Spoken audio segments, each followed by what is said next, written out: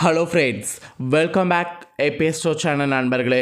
எனக்கு இந்த வீடியோவில் பார்த்தீங்கன்னு வச்சுக்கோங்களேன், மிக மிக முக்கியமான ஒரு எச்சரிக்கையான விஷயத்தை தான் இப்போ இந்த வீடியோவில் லைவாக பார்க்க போகிறோம். அதாவது ஜூலை 21 ஆடி பௌர்ணமியானது வந்திருக்கு. இந்த ஆடி பௌர்ணமி வந்ததுக்கு பின்னாடி இனி வரக்கூடிய நாட்கள் பெரிய கிரக மாற்றங்கள் ஏற்படும். அதனால் ஒவ்வொரு ராசிக்காரங்களுக்கும் தலையெழுத்து மாறும். அந்த தலையெழுத்து மாறுவதை பற்றி தான் டெய்லியும் ஷேர் பண்ணிகிட்ருக்கேன். ஸோ இன்றைக்கி இந்த வீடியோவில் மகர ராசிக்காரங்களுக்கு ஷேர் பண்ண போகிறேன். ஆல்ரெடி மேசத்திலேருந்து தனுசு ராசி வரை இருக்கக்கூடிய ராசிக்காரங்களுக்கு ஆடி பௌர்ணமிக்கு பிறகு தலையெழுத்து எப்படி இருக்கும் அப்படிங்கிறத ஷேர் பண்ணியிருக்கேன். இன்றைக்கி இந்த வீடியோவில் தனுசு ராசிக்கு அடுத்து இருக்கக்கூடிய மகர ராசிக்காரங்களுக்கு ஷேர் பண்ண போகிறேன். மகர ராசிக்காரங்க நீங்கள் எந்த நட்சத்திரத்தில் பிறந்திருந்தாலும் வீடியோவை ஸ்கிப் பண்ணாமல் பாருங்கள்.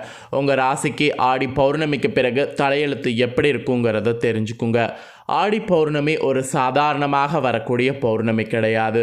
இருக்கிறதுலே பிரபஞ்சத்தில் அதிகமான சக்தி வாய்ந்த நாள்னால் அது இந்த ஆடி பௌர்ணமியை சொல்லலாம். ஆடி மாதமே ஒரு தெய்வீகமான மாதம். இந்த மாதத்தில் வரக்கூடிய ஒவ்வொரு நாட்களுக்குமே அதிக சக்தி இருக்குது.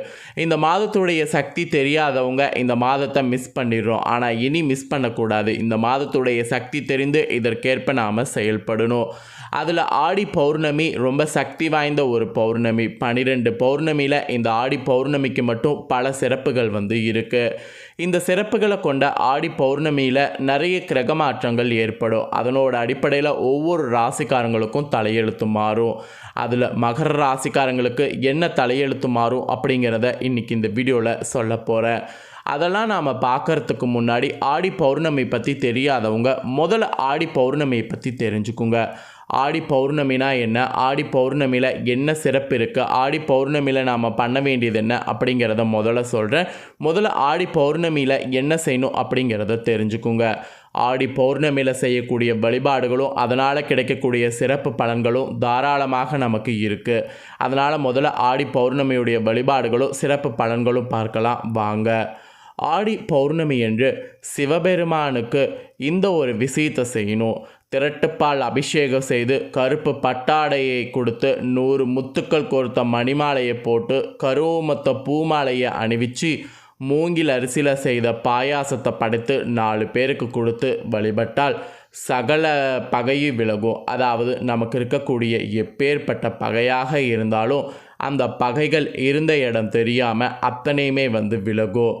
ஸோ நாம் மூங்கில் அரிசி பாயாசம் படைத்து வழிபடுறதுனால எப்பேற்பட்ட பகையும் இந்த நாளுக்கு விலகும். ஆடி பௌர்ணமியில் சிவபெருமான இந்த முறையில் வழிபாடு செய்து பாருங்கள். நான் சொன்ன அதிசயம் உங்கள் வாழ்க்கையில் நடந்தே தீரும். அப்புறம் சாதாரணமாகவே ஒவ்வொரு மாதம் பௌர்ணமி என்று விரதம் இருந்து விளக்கேற்றி வழிபட்டால் நற்பலன்களை நிறைய அடைய முடியும். அதில் ஆடி மாத பௌர்ணமி எக்ஸ்ட்ராவே சிறப்பு தான். ஆடி மாத பௌர்ணமியில் நம்ம மற்ற மாதங்களை ஏற்றி வழிபடுவதை காட்டிலும் சின்ன விளக்கேற்றி வழிபட்டால் கூட வளமும் நலமும் கோடி கோடியாக பெற முடியும். அதுதான் ஆடி பௌர்ணமியுடைய சிறப்பே. பௌர்ணமிக்கு விரதம் இருக்கிறது ரொம்ப முக்கியம். பௌர்ணமியில் பொதுவாக அம்மன் வழிபாடு மேற்கொள்ளப்படும். அம்மன் கோவில்களில் சிறப்பு பூஜைகள் செய்யப்படும். அம்மன் கோவில்களில் விளக்கு பூஜை, அன்னதானம் ஆகியவை நடைபெறும்.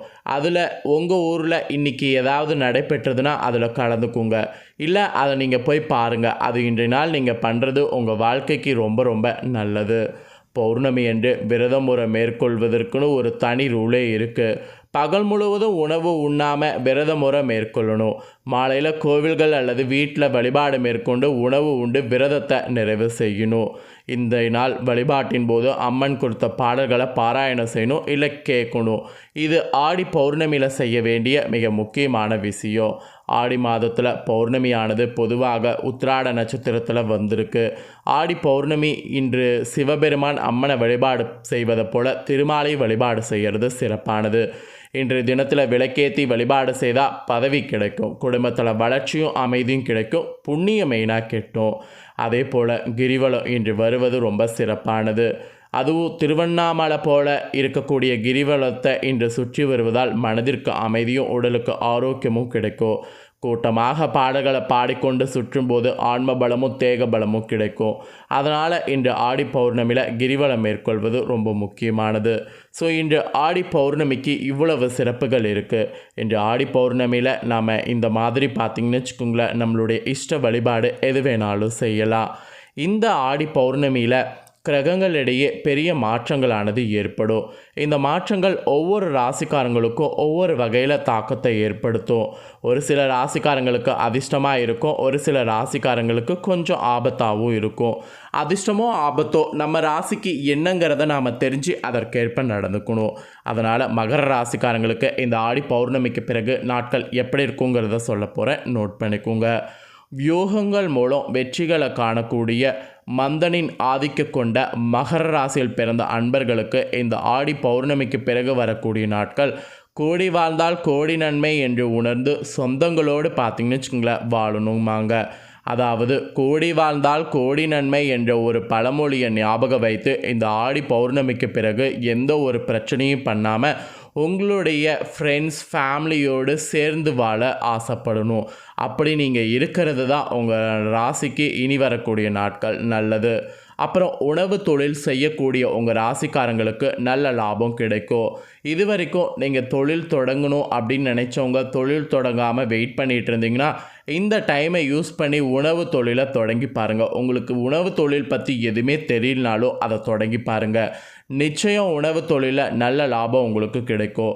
ஆல்ரெடி உணவு தொழில் பண்ணிகிட்டு இருக்கிறவங்களுக்கும் நல்ல லாபம் கிடைக்கும், புதுசாக பண்ணுறவங்களுக்கும் நல்ல லாபம் கிடைக்கும். அப்புறம் இரும்பு சம்மந்தப்பட்ட வியாபாரம் செய்கிறதா இருந்தாலும் தாராளமாக செய்யுங்க. இரும்பு சம்மந்தப்பட்ட வியாபாரம் செய்தாலும் ஒரு சில மகர ராசிக்காரங்களுக்கு அதுலேயும் நல்ல லாபம் இருக்கும். நல்ல வியாபாரம் சிறப்பாக நடக்கும். அதனால் உங்களுடைய ஜாதகத்தை நீங்கள் பார்த்து அந்த ஜாதகத்தில் என்ன சொல்கிறாங்களோ அதற்கேற்ப தொழிலை செய்யுங்க. 2 செய்யலாம். ஒன்று உணவு தொழில், இல்லைனா இரும்பு சம்மந்தப்பட்டோம். இது 2ல் எது இந்த டைம் நீங்கள் செய்தாலும் உங்களுக்கு அது நல்லா நடக்கும், நல்ல லாபம் கிடைக்கும். அப்புறம் நிலம் வாங்கி விற்கக்கூடிய தொழில் செய்துட்டு இருக்கக்கூடிய புரோக்கர்காரங்க மகர ராசிக்காரங்களுக்கு இந்த வாரம் பார்த்திங்கன்னு வச்சுக்கோங்களேன் சிரத்தையோடு ஈடுபடணும். அதாவது ரொம்ப பார்த்திங்கன்னு வச்சுக்கோங்களேன் கன்சிடென்சியாக ஒர்க் பார்க்கணும்.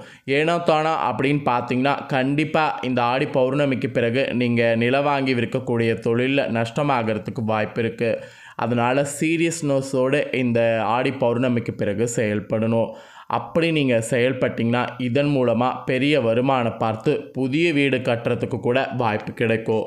இந்த ஆடி பௌர்ணமிக்குள்ளே அந்த அதிசயம் நடக்குமா அப்படின்னு கேட்டிங்கன்னா கண்டிப்பாக அந்த அதிசயம் நடக்கும். கண்டிப்பாக முயற்சி செய்து பாருங்கள், நடக்குதா இல்லையான்னு நீங்களே சொல்லுவீங்க. அப்புறம் எதிர்ப்புகளை தாண்டி தொழிலில் முதலீடு செய்கிறதா இருந்தால் தாராளமாக செய்யுங்க. அப்படி நீங்கள் செய்யக்கூடிய முதலீடுகளுக்கு நல்ல லாபங்கள் உங்களுக்கு கிடைக்கும். அதனால் முதலீடு செய்கிறத நீங்கள் எந்த ஒரு இதையும் யோசிக்காமல் எதிர்ப்புகளை தாண்டி செய்ய பாருங்கள். அப்புறம் வியாபாரத்தில் உங்களுக்கு மெயினாக இருந்த சிக்கல்கள் எல்லாம் இந்த ஆடி பௌர்ணமிக்கு பிறகு விலகி போகும். அதனால் வியாபாரத்தை கொஞ்சம் கொஞ்சமாக மேன்மைக்கு கொண்டு வர முடியும். அப்புறம் கடுமையான முயற்சிகள் நீங்கள் செய்கிறதன் மூலிமா அரசாங்க வேலை கிடைக்கும். அது நீங்கள் உங்கள் ஹார்ட் ஒர்க் எந்த அளவுக்கு போடுறீங்களோ அந்த அளவுக்கு உங்களுக்கு அரசாங்க வேலை கிடைக்கும்.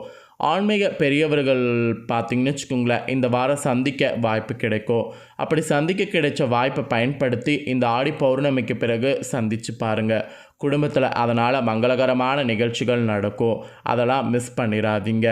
அதே சமயம் இந்த வாரம் பார்த்திங்கன்னு வச்சுக்கோங்களேன் ஏதாவது ஒரு நாள் திருநள்ளாறு தர்ப அரண்ய ஈஸ்வரரை வழிபாடு செய்யுங்க. அப்படி நீங்கள் செய்தீங்கன்னா கண்டிப்பாக பார்த்திங்கன்னு வச்சுங்களேன் அவமிருந்து யோகம் உங்களுக்கு விலகி எல்லா யோகமும் உங்களுக்கு கிடைக்கும். அதாவது அவம் இருந்துன்னா உங்களுக்கு வரக்கூடிய யோகம் தடுக்குதில்ல, அந்த யோகம் பார்த்திங்கன்னு வச்சுங்களேன் தடுக்கிறது எல்லாமே சரியாகி உங்களுக்கு யோகம் கிடைக்கும். அதனால் இந்த வாரம் அந்த தெய்வத்தை வழிபாடு செய்யுங்க. ஸோ இந்த ஆடி பௌர்ணமிக்கு பிறகு நீங்கள் வழிபாடு செய்ய வேண்டிய தெய்வம் இதுதான். இந்த ஆடி பௌர்ணமிக்கு பிறகு உங்களுக்கு தலையெழுத்து இப்படி தான் இருக்கும் என்று ஜோதிடர்கள் உங்களுக்கு கணிச்சிருக்காங்க. ஸோ கணிச்சது தெளிவாக எக்ஸ்பிளைன் பண்ணிட்டேன். எக்ஸ்பிளைன் பண்ணதை தெரிஞ்சிருப்பீங்க. ஸோ தெரிஞ்சதுக்கேற்ப நடந்துக்குங்க. ஸோ இந்த ஒரு வீடியோவை நீங்கள் இப்போ பார்த்து முடிச்ச உடனே இதை லைக் பண்ணி உங்கள் ஃப்ரெண்ட்ஸ் ஃபேமிலிக்கு ஷேர் பண்ணுங்கள்.